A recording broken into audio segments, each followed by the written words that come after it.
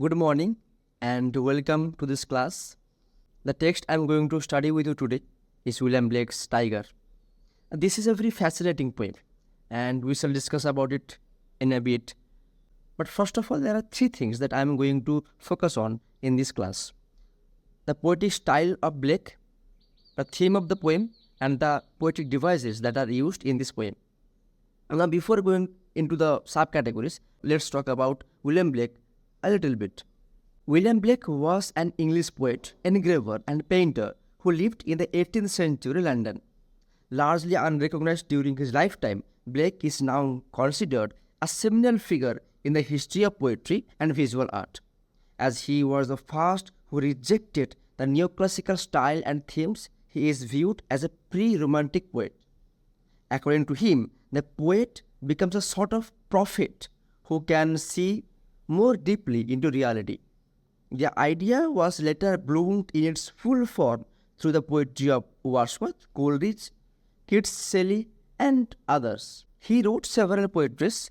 Among all of them, the most famous ones are two collection of poetries, Songs of Innocence and Songs of Experience.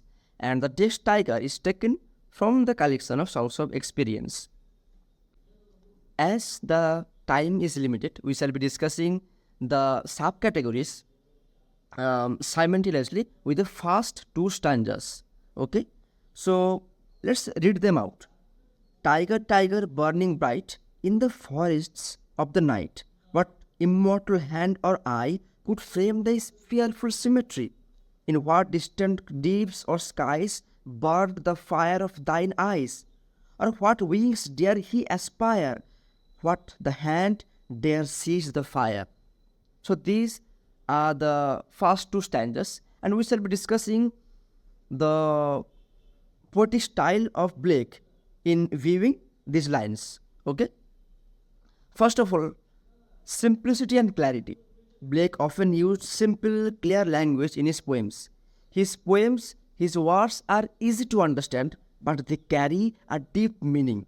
For example, in this poem, The Tyger, the language is straightforward, but it raises profound questions about creation and the nature of existence. Second of all, symbolism, of course. Blake's poems are rich with symbols. Symbol is something that stands for or suggests something else. For instance, in the tiger symbolizes something powerful and potentially destructive, while the lamp in the poem Lamp from Songs of Innocence, the lamp symbolizes the innocence and purity. And next comes the most important of Blake's poetry, contrasts and opposites, right? Blake loved exploring contrasts and opposites in his work. He wrote two famous books of poetry, Songs of Innocence, Songs of Experience.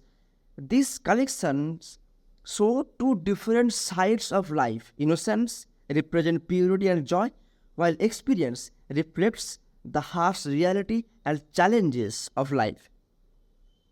For example, the lamb focuses on the gentle, loving side of life. The tiger highlights the fierce, awe-inspiring side of life. And last but not the least of his poetic style is repetition. Blake's frequently used repetition in his poems to emphasize important ideas and create a musical rhythm. This technique helps to enforce the themes and make the poems more memorable, right? Like in the poetry, Tyger, Tyger, burning bright. So you see, Tyger, Tyger, he is using the word tiger two times in a row because it creates in the mind of the reader that the word tiger is very important, right? So it rings in the ears of the readers. And there is another aspect of his poetic style. We all know that he was an artist, right? And he often combined his poems with illustrations. He created beautiful, detailed images to accompany his verse. And yeah, this was the poetic style of Blake. So let's move on to the theme of the poetry, right? In the opening line, we see Tyger, Tyger, burning bright. The speaker is amazed by the tiger, describing it as burning bright, like a powerful, fierce flame. This line expresses a sense of awe and wonder at the beauty and intensity of the tiger. Second line says, in the forests of the night. I mean, you see the contrasts is presented at the beginning of the lines, at the beginning of the poem. Burning bright in the night. They are two opposites. They are contrasting ideas. In the dark, one is dark and one is light, bright. So Blake is using those contrasting ideas together and to create something that will be memorable to the reader, and that is very unique in his poetry. Okay, well, in the second line, in the forests of the night, the tiger is in a dark, mysterious forest, adding to its powerful and almost magical presence, right? Now let's move on to the second theme, which is the creator's power and skill. What immortal hand or eye could frame thy fearful symmetry? The speaker questions what kind of divine being could create something as perfectly frightening as the tiger. This points to the theme of the power and skill needed to create such creature.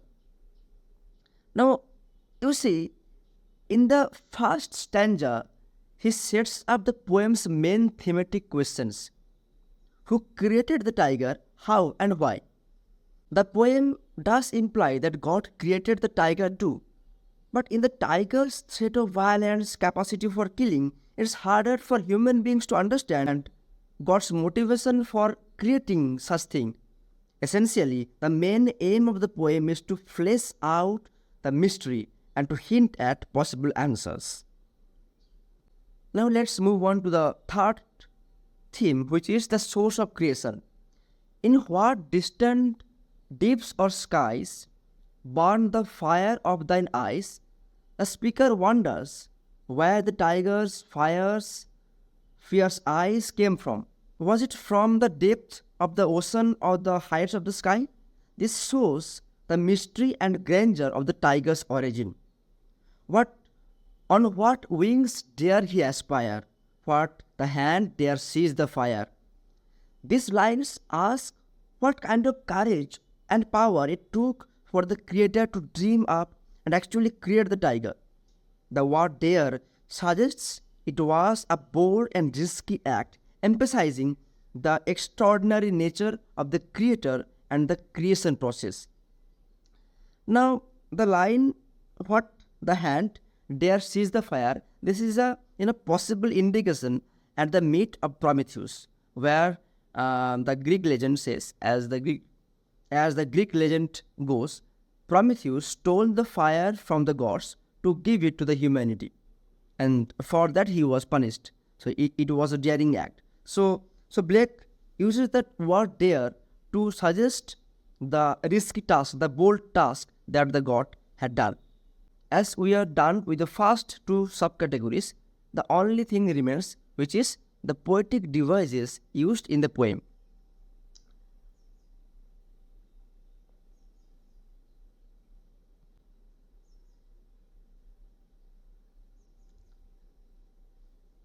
First of all, at the very beginning of the poem, we see alliteration. Tiger, tiger, burning bright. Okay? Alliteration, this is a repetition of same consonant sound at the beginning of nearby words. Right? Tiger, tiger, burning bright. The B sound in burning bright is an example of alliteration, which adds a musical quality to the poem and emphasizes the words. Next is repetition. This is use of repetition is the use of the same word or phrase multiple times for emphasis. Right? We see tiger, tiger. Right? Repetition of the word tiger. Now let's move on to the third poetic device, which is imagery. This is the use of vivid and descriptive language to create pictures in the reader's mind. Example, burning bright in the forest of the night. The image of a tiger burning brightly in the dark forest creates a strong visual contrast and evokes a sense of wonder and danger. Well, this was it. I mean, there is a lot to discuss about this poetry. I mean, it would take many hours to discuss the entirety of the poetry. But as the time is limited, we discuss it in a brief manner. And thank you.